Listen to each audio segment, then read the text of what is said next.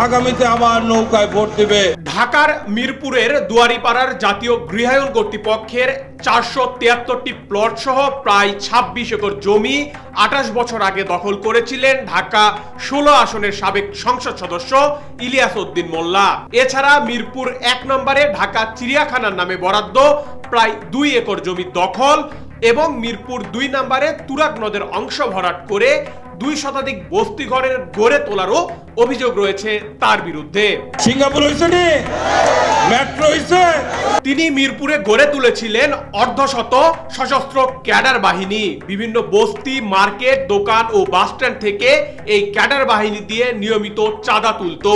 প্রথম আলোর প্রতিবেদনে এসব তথ্য তুলে ধরা হয়। জাতীয় গৃহায়ণ কর্তৃপক্ষের একাধিক কর্মকর্তা বলেন 2008 সালে দুয়ারিপাড়ার এই সরকারি প্লট থেকে অবৈধ দখলদারদের উচ্ছেদ করা হয়। পরের বছর আওয়ামী লীগ সরকার গঠন করলে ইলিয়াস মোল্লার মদতে তা আবার বেদখলে হয়ে যায়। দখল পাকাপোক্ত করতে তারা একই বিষয়ে 5-6 বার মামলা করেন, কিন্তু প্রতিবারই আদালত সরকারের পক্ষে রায় দেন। গাড়ি চলে কেমন লাগে। এছাড়া জাতীয় গৃহায়ণ কর্তৃপক্ষের ঢাকা বিভাগ 1 এর নির্বাহী প্রকৌশলী মোহাম্মদ কায়সার ইবনে শেখ বলেন বেদখল হয়ে যাওয়া 473টি প্লট উদ্ধার ও অবৈধ কাঁচা বাজার উচ্ছেদে নানা পদক্ষেপ নেওয়া হয়েছে। মিরপুর 12 নম্বর সেকশনের মোল্লা মার্কেটের কাছে ইলিয়াস মোল্লার বাড়ির পেছন দিয়ে এক সময় তুরাগ নদ প্রবাহিত হতো। তুরাগ নদের কিছু অংশ ভরাট করে বস্তি তৈরি করা হয়েছে। স্থানীয়ভাবে এটি ইলিয়াস মোল্লা বস্তি হিসেবে পরিচিত।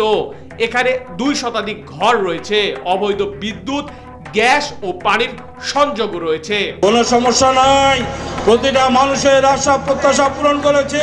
ইলিয়াস মোল্লার পৈতৃক বাড়ি পল্লবীর হারুনাবাদ এলাকায়। তার বাবা হারুন আলী রশিদ মোল্লা 5ম জাতীয় সংসদ নির্বাচনে বিএনপির মনোনয়ন পেয়ে সংসদ সদস্য হিসেবে নির্বাচিত হন। ইলিয়াস মোল্লা ঢাকা 16 আসনের সংসদ সদস্য।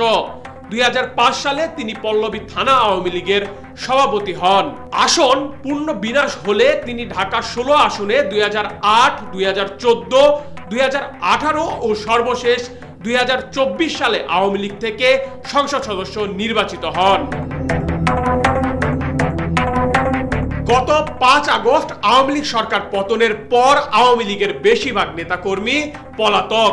মিরপুরে ইলিয়াস মোল্লার দখলবাজি ও চাঁদাবাজির বিষয়ে ঢাকা মহানগর উত্তর আওয়ামী লীগের সভাপতি বজলুর রহমানের সঙ্গে যোগাযোগ করা হলে তার ফোন বন্ধ পাওয়া যায়। জানা যায় ঢাকা বিশ্ববিদ্যালয়ে বৈষম্য বিরোধী ছাত্র আন্দোলনে শিক্ষার্থীদের উপর হামলা চালানোর জন্য দেশীয় অস্ত্রসহ পল্লবী থেকে কয়েক ট্রাক কর্মী পাঠিয়েছিলেন ইলিয়াস মোল্লা। তারা পিটিয়ে শিক্ষার্থীদের রক্তাক্ত করেছিলেন। গত 5 আগস্ট থেকে ইলিয়াস মোল্লা পলাতক। আশেপাশের বাসিন্দারা জানান 5 আগস্টের পর ওই বাড়িতে আর কাউকে দেখা যায়নি। নেহাল আহমেদ প্রান্ত, news desk, south Asian Times.